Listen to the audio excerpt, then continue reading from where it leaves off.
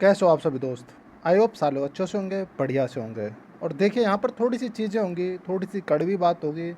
किन चीज़ों को लेकर? देखिए अभी जो अशोक खरे सर की जो सुनवाई थी कोर्ट केस में 19 अप्रैल यानी आज क्या हुआ ये अलग सीन है। और यहाँ पर कुछ चीज़ों के बारे में बात बताऊंगा कि एक और हिट डाली जा रही है स्कैम को लेकर के। देखो भाई, खूब स्कैम वगैरह के लिए इसके आप रेट डाल रहे हो, और ये मुद्दा पहले उठाया गया था, आप लोगों को पता हो, बहुत ज़्यादा जनसंख्या में लोगों ने ट्वीट भी किए, सारी चीज़ें।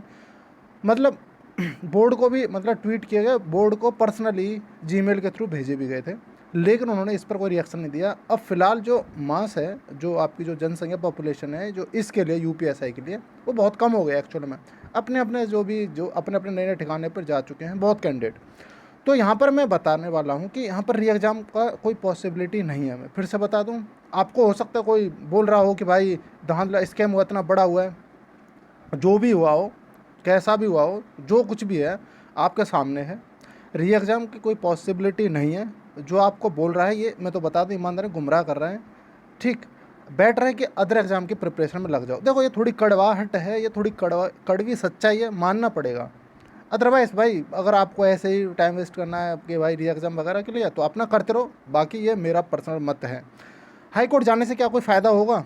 देखो हाई कोर्ट में आपको पता है आंसर के आने के बाद से ही मसला चल रहा है। तो मेरा यहाँ पर है जवाब, नहीं, कोई फ़ायदा नहीं होने वाला। क्योंकि आप लोगों के पास या फिर जो भी बंदे जो रिट वगैरह डाले हैं उनके पास इतने इनफ प्रूफ नहीं है कि ये प्रूफ मतलब प्रूफ नहीं है इतना ये कि ये प्रूव कर सकें कि स्कैम हुआ है। देखिए आपको पता होगा जो सुनील सर की जो रिट थी वो भी खारिज कर दी गई है पिछले करीब मैं बताऊं तो वो खारिज कर ही दी गई है। और शायद मेरे पास उसकी जो पड़ा होगा, उसका डाटा मेरे पास पड़ा होगा शायद खरे सर का, सॉरी। हाँ, तो ये वाली रिट चल रही थी सुनील चौधरी की, ये रिट मतलब खारिज कर दी गई। किस बेस पे खारिज की गई है? इन्होंने ये एक बेस बनाया था कि एक बंदे के पैट में 17 स्कोर था आउट ऑफ 100 और यहाँ पर 156 है, तो हाउ इट इज़ पॉसिबल? उन्होंने बोला रिजल्ट आया नहीं, चलो है भी तो क्या करें, ये कोई ज़रूरी नहीं है ना। ठीक है ना। तो एक्चुअल में जो ग्राउंड था आउट ऑफ 160 क्वेश्चंस, जो ग्राउंड था वो मतलब कोई कहते हैं ना कोई एक अच्छा ग्राउंड नहीं था। जैसा कि आप लोगों ने को नहीं पता हो शायद, आर ओ में ग्राउंड ये भी रखा गया था, एक रेट इसी के बेस पर खारिज हो चुकी है आर ओ में। लेकिन वहाँ पर जो दूसरी रेट जो थी अशोक खरे सर वाली, आर ओ की बात करो, उसमें ग्राउंड चेंज कर दिया, इसलिए उस पर स्टे मिल गया। आप लोगों को पता हो शायद स्टे मिल चुका है उस पर आर ओ में। और कल या पर हाँ एक नई हियरिंग उसके होने वाली है, पर्सन जो फर्दर ऑर्डर है वो भी आने वाला है, फाइनल ऑर्डर कि उन बच्चों की टाइपिंग होने वाली है कि नहीं। लेकिन हम यहाँ पर बात कर रहे हैं यूपीएसआई के लिए। ठीक, तो मैं बता दूं यूपीएसआई के लिए जो अशोक खरे सर की जो रिट थी सिद्धार्थ खरे उनके बेटे की, वो उसके लिए फिर से उसको लिस्टेड कर दिया गया है। कब के लिए? 4 मई के लिए। कब से? 4 मई के लिए उसे फिर से लिस्टेड कर दिया गया है।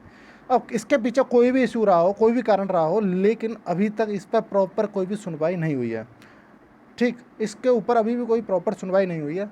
तो इससे इतना मतलब ये ना सोचें कि भाई आप जा कर के बार बार इसमें ऐड हो रहे हैं पर फिर से पैसे दे रहे हैं। ठीक है ना, कहीं ना कहीं आप खामोखा पैसा वेस्ट करें। मेरे हिसाब से जो चीज़ चल रही है वो चलने दो, बाकी अपने एग्ज़ाम अदर एग्ज़ाम के प्रिपरेशन में लग जाओ। देखो बुरा लग रहा होगा मुझे पता है, बाकी आप एज फंडा टेलीग्राम चैनल है, आप उसको जा करके ज्वाइन कर सकते हैं। ठीक, तो री एग्ज़ाम की पॉसिबिलिटी नहीं है। आप बहुत से बंदे सपोर्ट कर रहे होंगे इस चीज़ को, मैं मानता हूँ। आप लोगों ने मेरे से बोला था कि भाई आप तो एक भी बात ही नहीं कर रहे स्कैम के लिए, ये वो। मैं देखो ऑलरेडी कर चुका हूँ और काफ़ी ऊपर तक मतलब काफ़ी अच्छे लेवल तक मैं इस चीज़ के बारे में बात कर चुका था जब आंसर की आई थी, आप लोगों को शायद पता होगा। और मेरे पास पर्सनली बहुत सारी कॉल्स भी आई इंस्टाग्राम पर, टेलीग्राम पर। मतलब आपको बताऊँ क्या, मतलब उन बंदों की मेरे पास कॉल आई थी जिनका मैंने जो डाटा था वो वायरल किया था, उन लोगों की कॉल आई थी मेरे पास पर्सनली, धमकाने के लिए नहीं। बता दूं मैं आप लोगों को, मेरे से बात करने के, सर ऐसा वैसा कि हमने इतनी मेहनत की, हार्ड वर्क किया, ये वो। ठीक है ना।